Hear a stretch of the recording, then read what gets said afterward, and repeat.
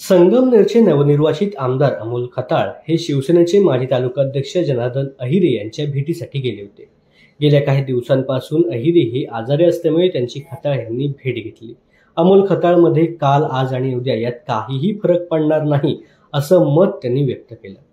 2014 विधानसभा लढवलेले शिवसेना तालुका अध्यक्ष जनार्दन आहेत यांनी अमोल भाऊंना यावेळेला त्यांच्या लग्नाच्या वाढदिवसाच्या शुभेच्छा देखील दिल्या.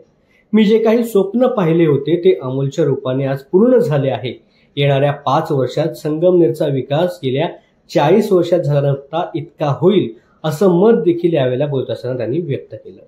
प्रथमतः मी आमदार अमोलजी खताळ साहेबांनी वहिनींना या ठिकाणी लग्न वाढदिवसाच्या आज त्यांचा लग्न वाढदिवस असल्या कारणानं त्यांना लग्न वाढदिवसाच्या तालुक्यातील तमाम जनतेच्या वतीने शुभेच्छा देतो. आज खरं पाहिजे तर 2014 लगेच विधानसभा निवडणूक लढलो आणि जेव्हा निवडणुकीला सामोरं जात असताना मला लोक वेळेत काढायचे.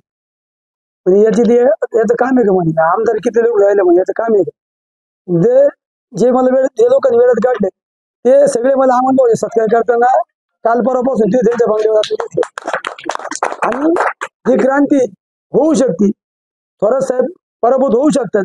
या 2014 आम्ही अंगीकारलं होतं आणि ते स्वप्न जे पाहिलं ते सत्यात उतरवण्याचं काम अमोल खताळ सारख्या एका सर्वसामान्य युवकांनी या ठिकाणी तालुक्यात केलं.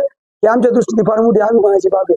ते कोणाच्या माध्यमातून केलं तर आदरणीय नामदार राधाकृष्ण विखे पाटील साहेब असतील, सुजयदादा विखे पाटील साहेब असतील, शालीनताई विखे ताई असतील, महाराष्ट्र राज्याचे मुख्यमंत्री साहेब असतील, उपमुख्यमंत्री अजितदादा असतील, फडणवीस साहेब असतील आणि जनता यांनी एक क्रांतिकारी निर्णय म्हणजे 1994 एक क्रांतिकारी चित्रपट आलता नाना पाटेकरचा आणि त्याचा निर्माता होता कोणतरी मला मुकेश काहीतरी.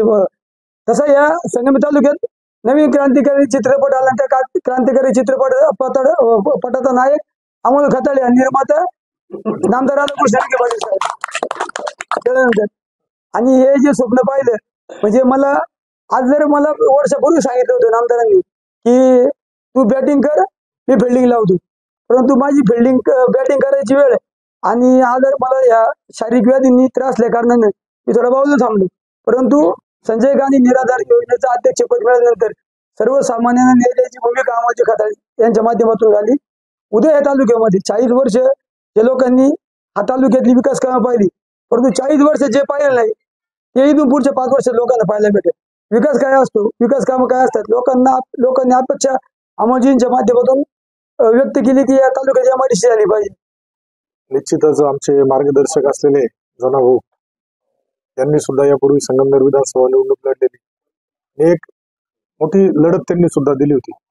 आज त्यांच्या मार्गदर्शनाखाली काम करताना निश्चितच आज आम्हाला संगमनेरमध्ये परिवर्तनाची संधी भेटली त्याबद्दल एक समाधान आणि आनंद आहे. काय सांगाल बरं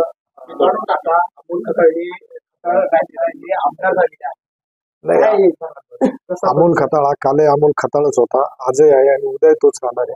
आमदारकी हे फक्त एक पद आहे, परंतु काल आपण जनतेमध्येच होतो, जनतेची सेवा करत होतो. त्या माध्यमातून फक्त एवढंच आहे का आज आपल्याला ज्या विकास कामासाठी ज्या छोट्या मोठ्या प्रश्नांसाठी संघर्ष करावा लागत होता त्या तालुक्यातील आता स्वाभिमानी जनतेचा यापुढे हा संघर्ष कुठेतरी थांबवण्याचा माझा प्रयत्न आहे. महाराष्ट्र न्यूज लाईव्ह साठी प्रतिनिधी काशीनाथ घुले, संगमनेर.